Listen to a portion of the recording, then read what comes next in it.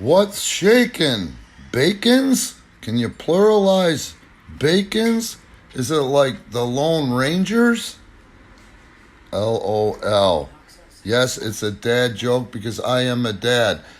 This is Jewish, Asian, Pacific Island wrestlers you should know and commemorate them of Jewish American, Asian, Pacific Islander American History Month.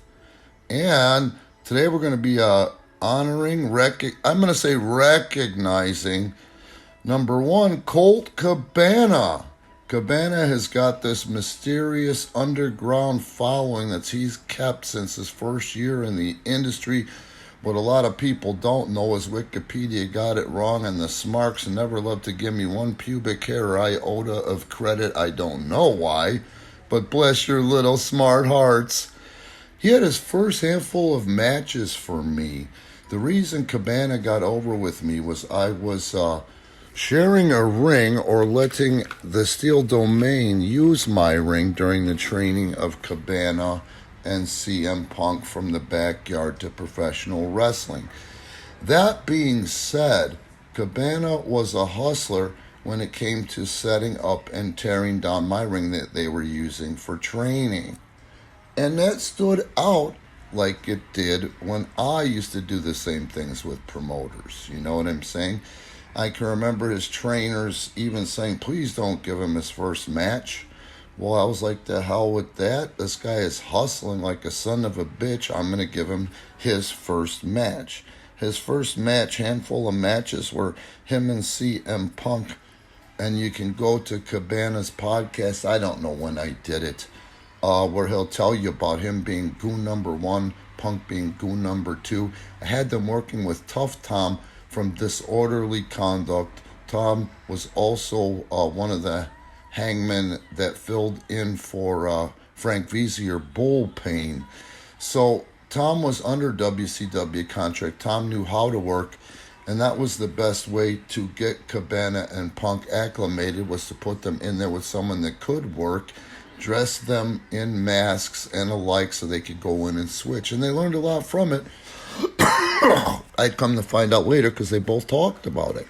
But anyway, I did Cabana's podcast, and that's the other thing you got to give Cabana credit for, is he was one of the first to podcast, and he was one of the first to podcasts regularly. You know, he being one of the first and being consistent was so important, and what I'm about to read you makes sense. Now, this is the one thing that Cabana learned the hard way, and I'm going to go ahead and call him and Punk young men when it happened. When they did a few CM Punk and Cabana podcasts together, it was really widely received, you know, and it was entertaining. I think it's entertaining even if you aren't a wrestling fan, because it's two guys, two friends at the time, cutting up. The problem is sometimes you can't cut up with your friends on a podcast when there could be repercussions, and that's what happened here. They just made a mistake having too much fun and then putting it out there without thought. They committed libel or slander, obviously. February 2015, WWE Dr. Christopher Mann filed a lawsuit against Colton and Punk for comments made during a podcast. At the end of the day, he was seeking $4 million in compensation and punitive damages. So, the friends separated over that because they ended up suing each other, which was really a shame because they were close, and they've been close since they were both 18 years old. As I told you, they worked for me their first dozen matches, and I know how close they were. You know what I'm saying? It's sad to me, but lesson learned. Of course, I'm going to take Punk's side on that because of the fact that this Punk is right when it comes to the AEW bullshit. Punk also had his first handful of matches with me. Now, the thing I don't like about Cabana's podcast is this. When he did his podcast with me, he edited out some things. And one of the things he edited out, and it's a story that I really wanted to share, was that when I broke into wrestling, Jerry the King Lawler was extremely rough on me. And I said Jerry was an asshole, you know. But they didn't get, he cut out the payoff to the story where I said that Jerry became a king, you know, after that in regards to me, and did nothing but put me over and compliment me once I got good enough. You know, that's the moral to the story. You know, how I think that Jerry changed, but what ended up changing was I learned how to work, and at the end of the day, he gave me a lot of respect and even puts me over in his book. You know, when WWE books were a huge thing, that was a huge thing for me for Lawler to recognize me in there and share the stories there. Punk or High Spots edited that out, and they had me out there saying Jerry the King Lawler was an asshole and not the payoff to the story. That bothers me. But it is what it is. Wrestling's a wacky fucking world, as we all know. I still don't wish any ill will upon Cabana, and I'll always remember that over nervous 18-year-old kid that was doing What's His Nuts from American Wedding before they'd even thought of the movie. You know what I mean? I wish him nothing but good things. Now, also Batista. Batista is Filipino, I'm sorry. And he also that means he's Asian. To be honest with you, I didn't particularly care for Dave Batista as a human being, but I've always respected his star power, you know. A lot of people who like to call themselves old-timers or veterans in the industry will be pissed off, and they'll be like, oh, just because of his body, he's gone top. Well, once again, it doesn't matter. Whoever is on top and drawing money, and Batista drew ratings, makes business good for everybody underneath. So a wrestler, a real professional wrestler, sees it as a business and realizes that Batista's always been good for business.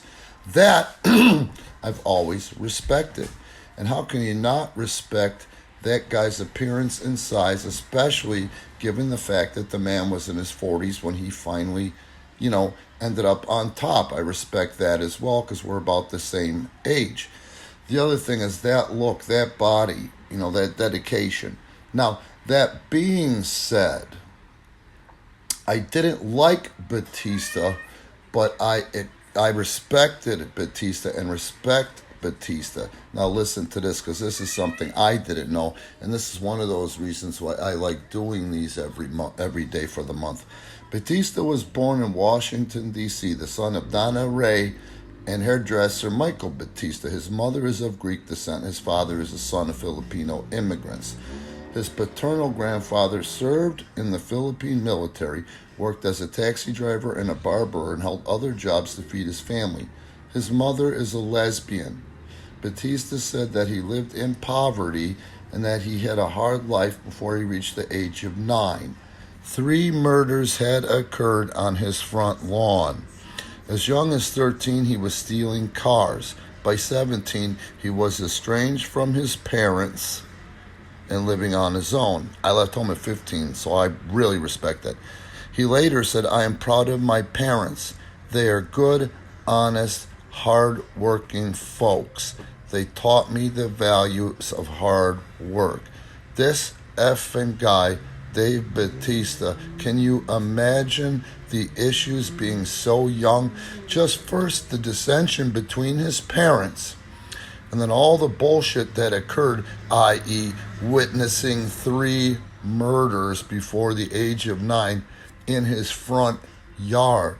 The fact that he turned his life around, and the rest is history. Here we are today. Batista's got to be in his 50s. Like I said, I'm 58. He's got to be around there. But look at the man. Look at the star power. Now that I understand Batista, I like Batista. I had no idea about this stuff. And also I love the fact that he would bare his soul in public, because at the end of the day, I see something like that myself and say, if this guy can do it and achieve, so can I. Okay, guys, this is being brought to you without YouTube commercials, so please have the decency to like and subscribe. And also, in the description, you can see how to support Premier Pro Wrestling. Premier Pro Wrestling is sponsoring this. Premier Pro Wrestling is my company. And again, we appreciate you putting your time, energy, an emotional investment.